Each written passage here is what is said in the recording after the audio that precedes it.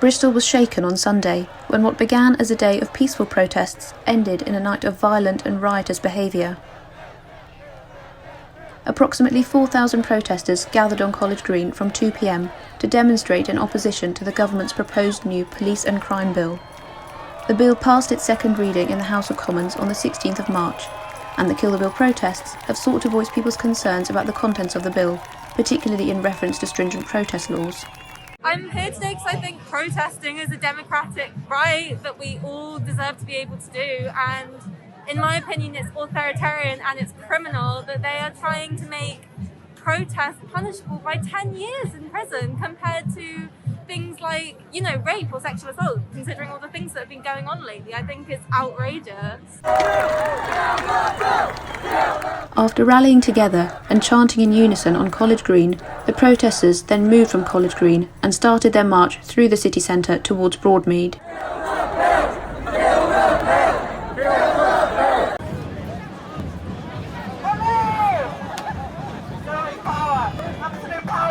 The right to protest should be included in any democratic society. If something's wrong, we should be able to make our voices heard about that.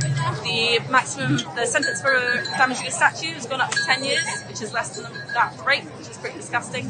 They're sneakily putting in changing trespassing from a civil to a criminal offence, which means the police will have the power to move people off land just because they do not own that land, and that's a direct attack on Gypsy, Roma and travelling communities. Because there's a fundamental right to protest, and that's under threat, and any attempt to sacrifice covenant rights should be protested.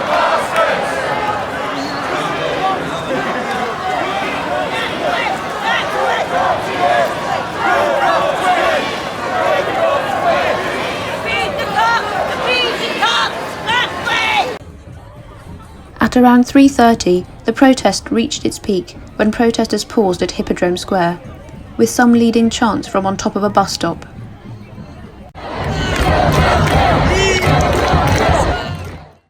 It did not seem that there was a pre-planned route for the protest, and throughout the afternoon the marching protesters separated into smaller groups, dispersing into different parts of the city centre.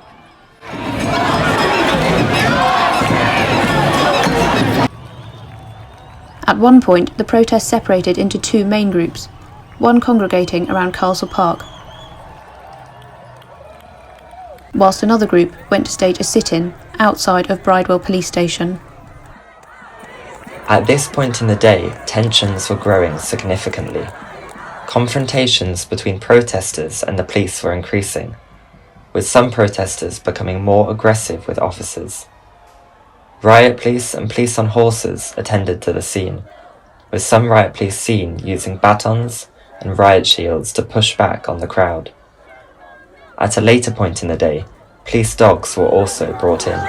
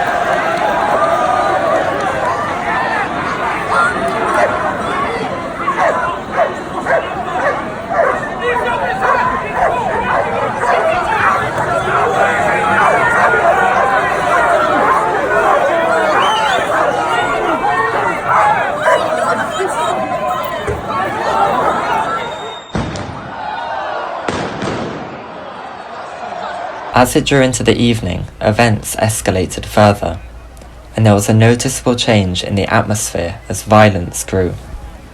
Fireworks were let off into the crowd, and Bristol Police Station was targeted with graffiti. The shift to a more riotous tone saw people damaging the outside of the building and pelting the windows with objects such as glass bottles.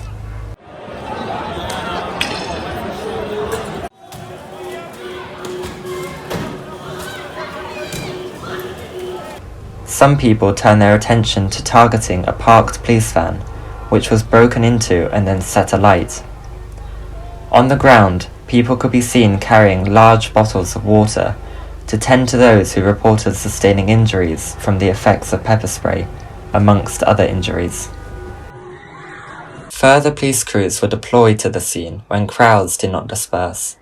Avon and Somerset police stated that they had requested mutual aid from neighbouring forces in order to bring the incident to a conclusion. Following the events on Sunday evening, Avon and Somerset police confirmed that 20 police officers had sustained injuries, 2 serious.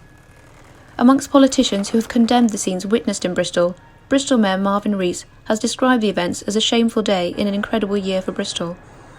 Home Secretary Priti Patel has meanwhile asserted that the scenes in Bristol were unacceptable, stating that thuggery and disorder would never be tolerated.